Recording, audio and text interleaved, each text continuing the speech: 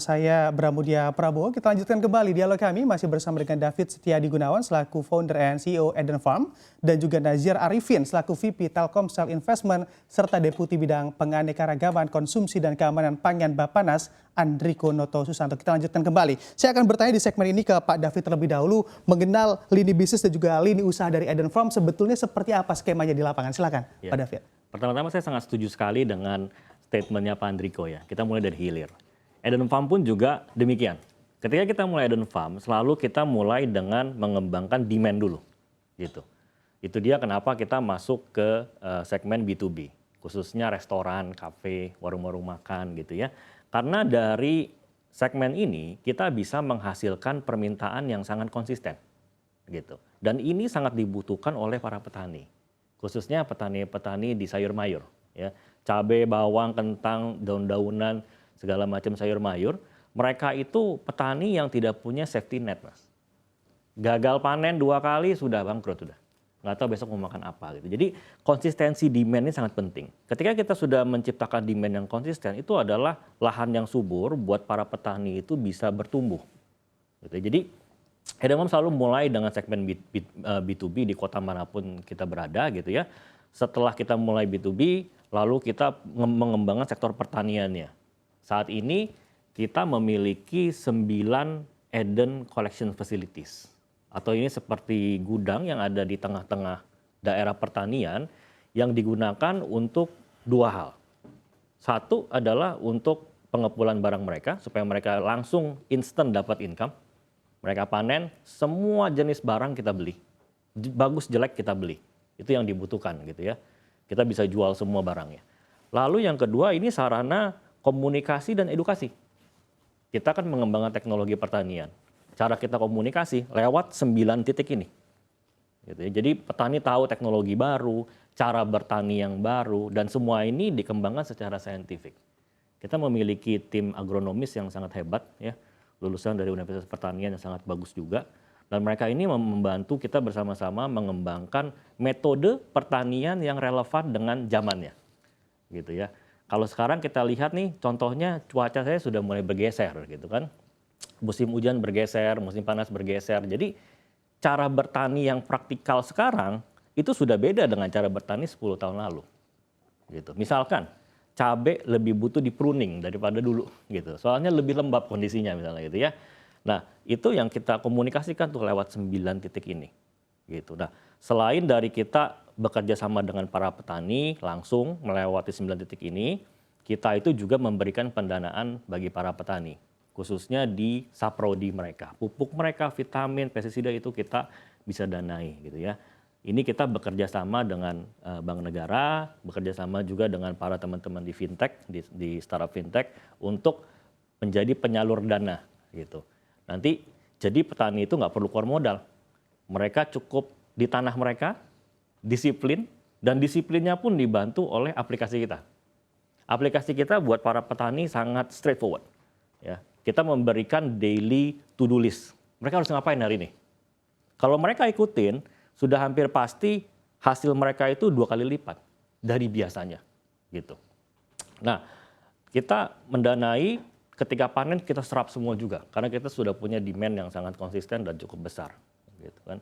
Ya, saya pikir model bisnis Eden Farm seperti itu, dan model bisnis ini saat ini sedang mengerjakan PR gitulah ya, mengerjakan isu yang saya pikir harus diselesaikan dulu di negara kita, baru kita masuk ke teknologi yang lebih canggih lagi seperti satelit untuk prediksi panen gitu ya, dan macam-macam. Kita ini menyelesaikan, saya pikir kita menyelesaikan 3 hal. Satu itu efisiensi rantai pasok, ya. Sekarang petani yang tergabung di Eden Farm bisa langsung terhubung ke restoran, gitu. Sebelumnya nggak bisa. Ya. Mereka lewat berbagai macam tengkulak, orang tengah, pasar, macam-macam baru sampai ke restoran dan sudah jelek barangnya, harganya juga sudah rendah. Yang kedua adalah mekanisasi lahan. Ini penting sekali nih, gitu, mekanisasi lahan supaya hasilnya standar, hasilnya konsisten, gitu. Yang ketiga adalah pendanaan. Memang ini bekerjasama dengan pemerintah nih, penyaluran KUR. Nah, setelah 3 ini kita masuk ke yang keempat. Sekarang kita sedang mengembangkan bersama dengan Telkomsel dan TMA ini untuk teknologi pertanian yang presisi, gitu ya, dengan menggunakan sensor IoT gitu ya, supaya kita bisa secara real time mengenali data microclimate yang ada di lahan itu dan bisa mengarahkan petani untuk bertani secara lebih baik, hasilnya bukan hanya 2 kali lipat, mungkin bisa lebih. Baik. Nah, selanjutnya mungkin in the next 5 years mungkin Eden Farm ini kita akan masuk ke teknologi yang lebih canggih lagi seperti otomasi pertanian, lalu juga prediksi pertanian menggunakan satelit gitu ya. Jadi nanti mau panen berapa sudah terprediksi dari jauh-jauh hari. Dan hopefully kalau Eden Farm sudah semakin luas gitu ya, kita bisa menyeimbangkan antara demand dan supply. Nah, mimpinya tuh sama Mas, Agritech mungkin mimpinya tuh ujung-ujungnya sama, pengen bantu Indonesia menstabilkan harga pangan Mas. Iya. Kalau itu semua tercapai, saya pikir mimpi itu bisa lebih tergapai lah. Oke, berarti karena memang ada teknologi di sana, ini menjadikan meminimalisir terhadap gagal panen yang ada di petani begitu ya? Oh iya, iya. Oke. Kita sangat bangga sekali kita memiliki, kita tidak pernah gagal panen gitu. Ya, memang ini bukan sesuatu yang mudah gitu ya. Dan pada saat-saat awal eksperimen kita sempat gagal panen ya, tapi ketika sudah masuk ke operasional itu ya puji Tuhan sekarang lancar gitu semuanya. Soalnya pertaniannya pun juga dibantu teknologi, diawasi oleh agronomis, dan hasil panennya pun diserap semua. Gitu. Eden Farm bisa serap semua karena kita mendistribusikan bukan cuma restoran, kafe, hotel, warung-warung makan, tapi juga kita mendistribusikan ke pasar-pasar gitu ya, teman-teman di korporat gitu, teman-teman startup lain. Jadi semua hasil tani bisa kita ambil, mereka bisa dapat income yang seharusnya mereka dapat dari dulu dan mereka bisa pakai lagi untuk meningkatkan kualitas panen mereka berikutnya. Oke. Nah, inilah cycle yang positif yang kita terus ulang sehingga memperkecil kemungkinan gagal panen gitu. Oke, baik. Dan ini juga tentunya menjadi sangat baik begitu ya di kalangan petani karena memang tidak ada alasan lagi untuk gagal panen di kedepannya. Iya. Selama mereka bisa disiplin bertani, mengikuti aplikasi kita, ya selesai sudah urusannya gitu. Oke, baik. Saya akan ke Pak Nazir. Pak Nazir, ini melihat begitu ya, Anda yang mendanai Eden Farm dari Telkomsel Investment, sebetulnya Anda melihat tantangan apa dari segi pendanaannya? Lalu kalau kita lihat dari segi sentimen juga ada sentimen besar yaitu krisis pangan dunia. Apakah Anda juga tidak takut begitu mendanai startup? Bahkan di negara kita saja banyak startup yang tentunya tumbang begitu karena memang lebih banyak bakar-bakar uang. Iya, tentunya berbicara tentang bisnis B2B terutama agritech ya, yang dengan fokus utamanya adalah trading dan juga penambahan manfaat terhadap produknya, itu kita rasa sangat minim upaya atau celah untuk seseorang itu bisa bakar duit gitu kan. Karena mau bakar duit di B2B itu ya artinya boncosnya minta ampun gitu kan. Mau bakar duit berapa gitu kan. Karena posisinya kita ngomongin masalah harga pangan dan volume yang sangat besar gitu kan. Dan yang menarik tentang Indonesia adalah memang kita ini domestik konsumsinya sangat tinggi gitu kan. Tadi kita bicara masalah cabai, beras, ikan itu kita tertinggi se-Asia per kapitanya gitu kan. Belum lagi setiap tahun kita ada kenaikan populasi sekitar 1-2% gitu kan.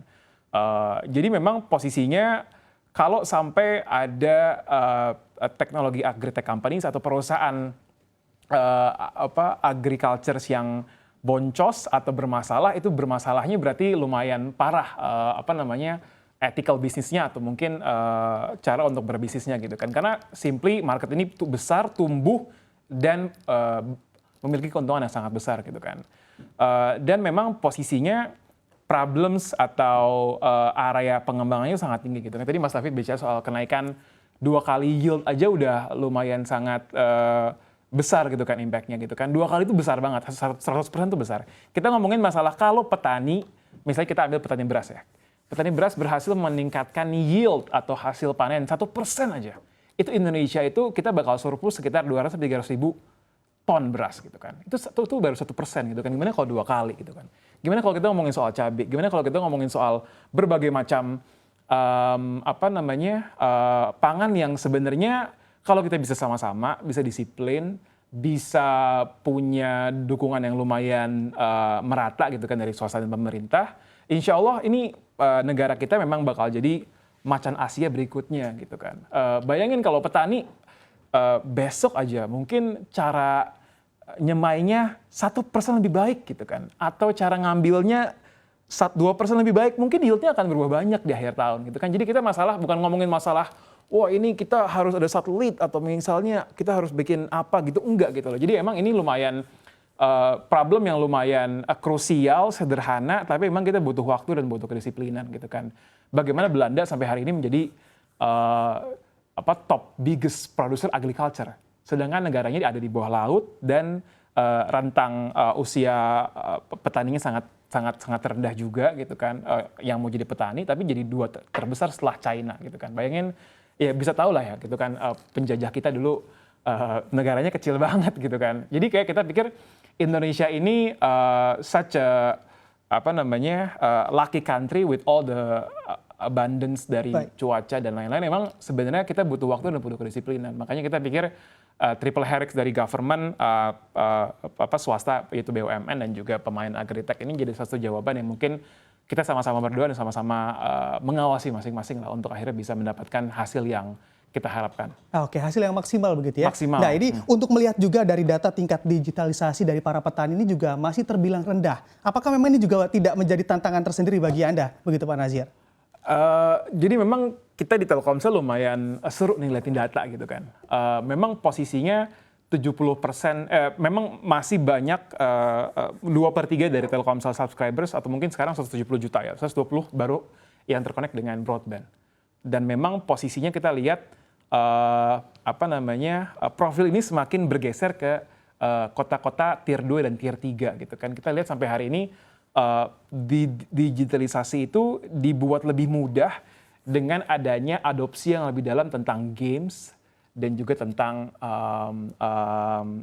sosial media gitu kan. Dan kita lihat sekarang yang mengedukasi orang tuanya adalah anak-anaknya gitu kan. Gimana orang tua bisa pakai WhatsApp, gimana orang tua bisa share di Instagram, itu semua anak-anaknya. Dan kita pikir itu jadi salah satu opsi yang menarik bagaimana juga menawarkan edukasi ke mereka gitu kan. Dan memang sampai hari ini Indonesia ini negara yang memang underbank dan unbanknya lumayan tinggi, Mas.